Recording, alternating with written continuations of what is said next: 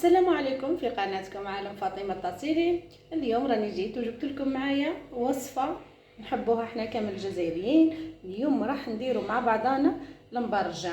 راح نفوتوا مباشره للمقادير. في المقادير واش عندنا كاس تاع سميد رقيق ديروه، وكاس تاع فرينه. راح نديروا المقادير مباشره ونديروا كاس تاع السمن تاع السمن نديروا تاع خشين، تاع سميد خشين، هذاك اللي نديروا به المقرود. يعني راح نعاود لكم، نديروا كاس تاع سميد رقيق وكاس تاع فرينه وكاس نتاع سميد خشين. راح نديروا ساشي تاع خميره، نديروا ساشيات تاع خميره، نديروا كل هذه المواد الجافه مع بعضها. بسم الله، نخلطوا كلش مع بعض. الوصفه هذه ان شاء الله راح تجربوها وتجيكم ما شاء الله، تجيكم طريه وتحكم وقت كبير والبنه واو. راح نديروا شويه تاع الملح باش ما يجيناش مسوس، نديروا قدر اللي تعرفوه، عينك ميزانك يكفي لهذاك السميد باش ما يجيناش مسوس. راح نزيد شوي، انا درت غير شويه، نديروا الملح باش ما تجيش مسوسه. وراح نزيدوا كاس نتاع السمن دايب وماهوش سخون.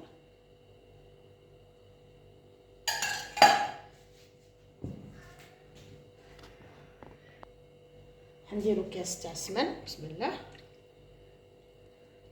راح نخلطوا كلش مع بعض. المهم ملاحظه، بالك السمن يكون سخون.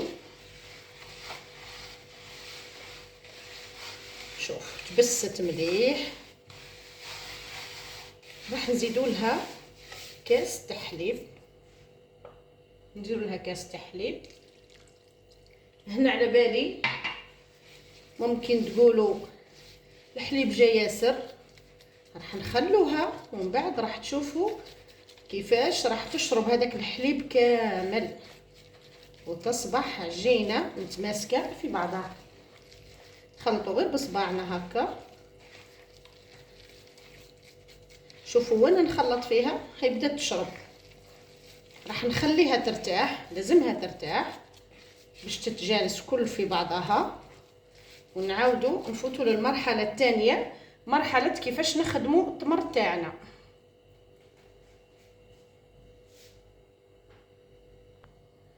في الوقت اللي راهي ترتاح العجينه راح نوجدوا مع بعض التمر تاع الغرس. يعني صراحه من الاحسن نديروا التمر تاع الغرس نخدموه حدنا في الدار، ما نشروش هذاك. يعني انا صراحه نحب هذاك اللي نشريه وحدي ونقيه وحدي ونخدمه وحدي، ماشي هذاك اللي واجد طول. نديروا فيه كميه تاع زيت ونديروا فيه شويه تاع الزهر، وشويه تاع واحد 2 ولا 3 مغارف تاع زيت، وكل وحده عينها وميزانها في الكميه اللي راح تديرها لاني انا هنايا تقريبا هاني درت رطل تاع تمر غرس في الكميه اللي راح تديرها. ونديروا شويه تاع الماء الزهر ونعجنوه. شوفوا كي ندير صبعي، تشوفوا العجينه كيفاش طريه. لازم كي ديري صبعك كيما هاك العجينه تلقاوها طريه.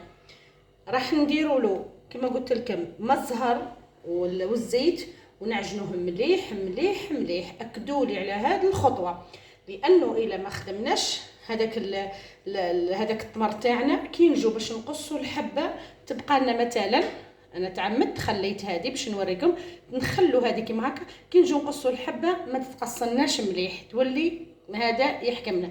بصح كي نعجنوا التمر تاعنا مليح، كي نقصوا الحبه تاع البراش تاعنا كي تكون مع العجينه راح تجينا الطريقه ناجحه. وفي المرحله الثانيه نتاع التمر، بعد ما كما قلت لكم مرسناه مليح، عجناه ما بين يدينا مليح، درنا له هذاك الماء الزهر والزيت، راح نجيب ساشي ونخدم فيه هذيك الخبزه نتاع التمر نفتحها بشكل دائري باش نتحصلوا عليها هكا. كي نديروا الساشي راح تجينا الخدمه فيني وراح تجينا مليحه وما راحش تتلصق لينا.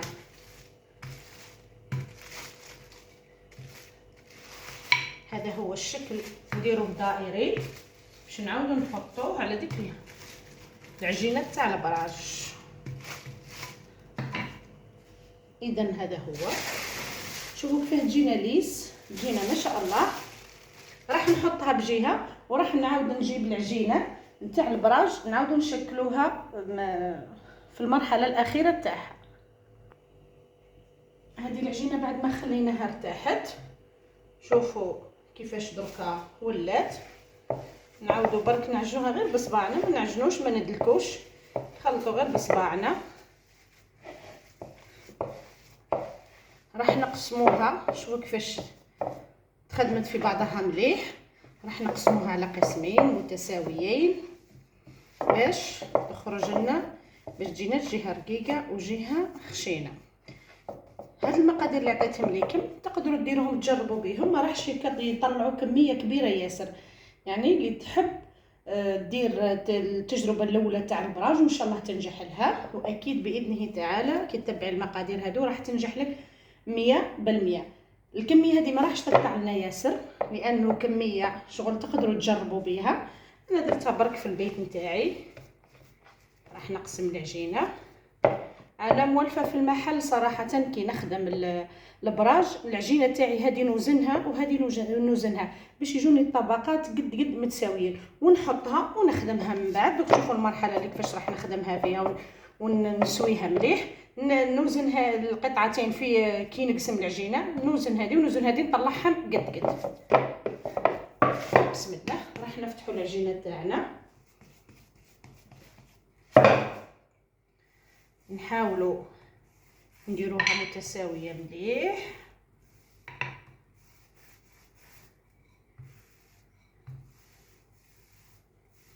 هذه هي طريقه البراج، طريقه ناجحه وانا معتمدتها هذه شحال.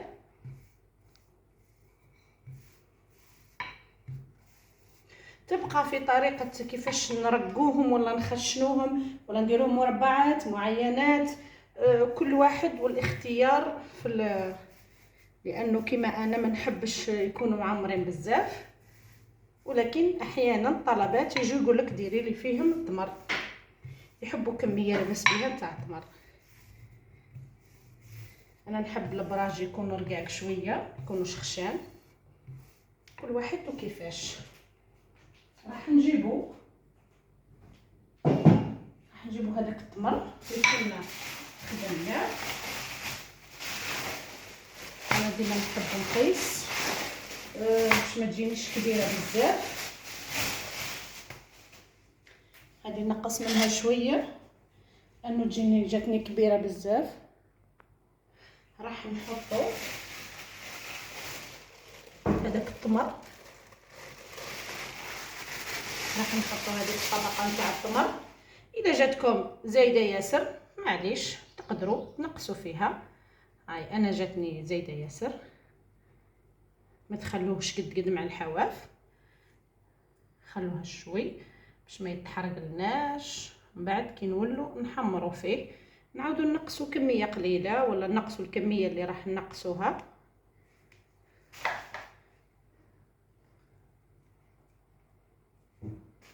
هذه هي الطريقه، تجيكم سهله. راح نزيد هنا شويه.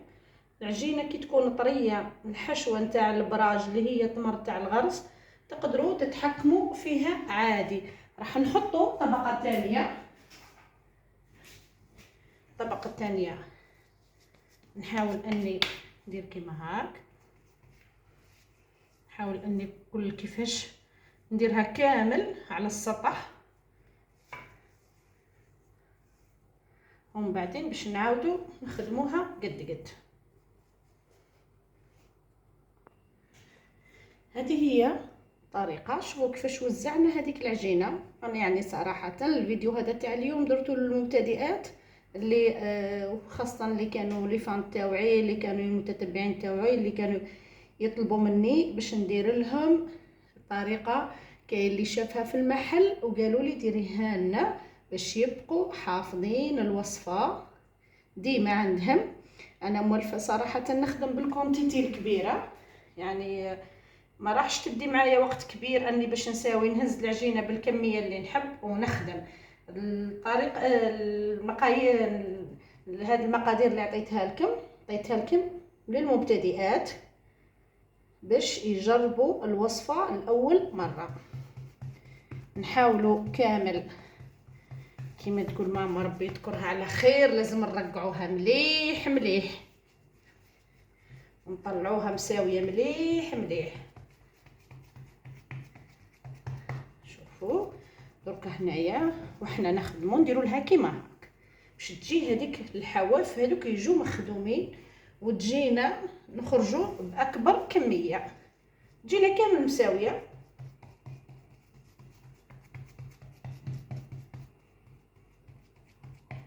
يعني صدقوني الطريقه هذه كما قلت لكم انا هذه معتمدتها، هذه شحال وانا معتمدتها.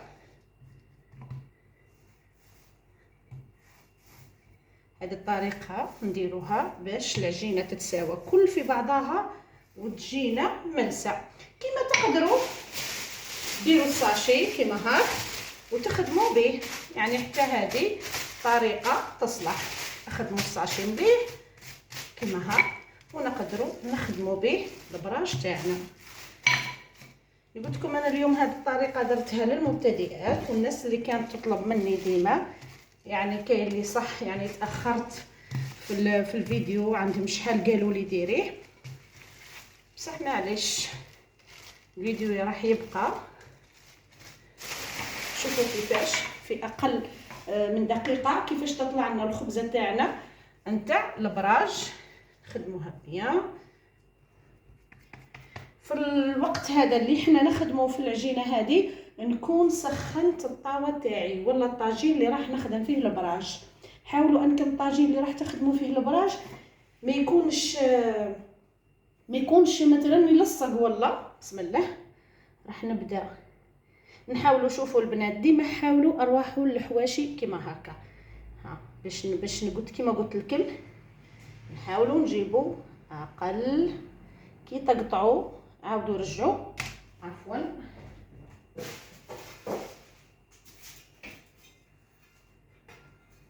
انا نحب ديما ندير بالكوبات. قلت لكم في المحل والفت نخدم كميه كبيره، نخدم بالكونتيتي الكبيره.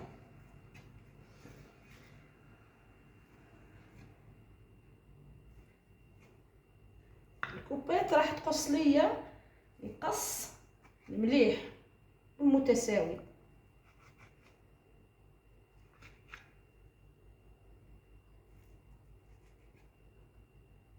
يبقوا هذوك الاطراف عادي ناكلوهم حتى في الدار. هذه هي. شوفوا الكوبات انا نفضل اني ندير ديما بالكوبات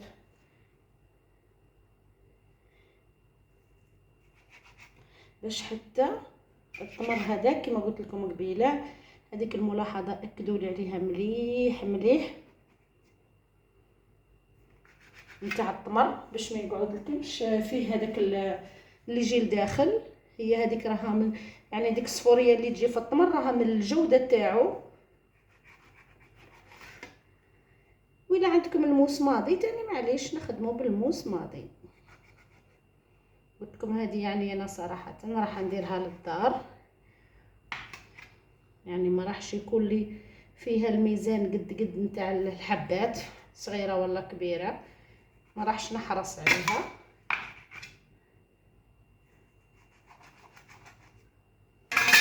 هادو هما الحبات نتاعنا نتاع البراش. معليش الا عاودنا درنا كيما هاك.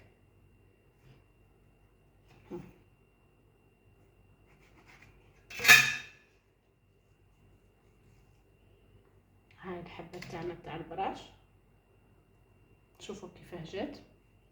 كما قلت لكم انا نحب البراج ديما تاوعي يجوني رقاق، ما نحبها مشخشان، وانتم يبقى الاختيار لكم ديروهم خشان ولا ديروهم رقاق. هذه هي الطريقه نتاع عجينه البراج.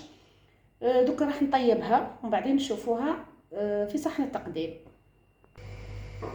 هذه هي البراج تاعنا في المرحله الاخيره. شوفوا يا بنات جاو محمرين وجاو يا سلام، صدقوني لو كان تزيدوا تخدموهم على الطابونه راح يجوكم ما شاء الله. يعني انا خدمتهم فوق الكوزينيير، هما يبغوا الطابونه باش يبقوا سير داير نقصوا لهم. اكدوا لي البنات هذه ملاحظه ما قلتهاش لكم قبل كي نبداو نطيبوا البراج، كي تسخنوا طاجين عاودوا نقصوا للنار ديروها قليله خلاص. يعني شوفوا ما شاء الله وصفه ناجحه 100%. ان شاء الله تجربوها وتعجبكم وترجعوا لي في التعليقات، والى الملتقى، سلام.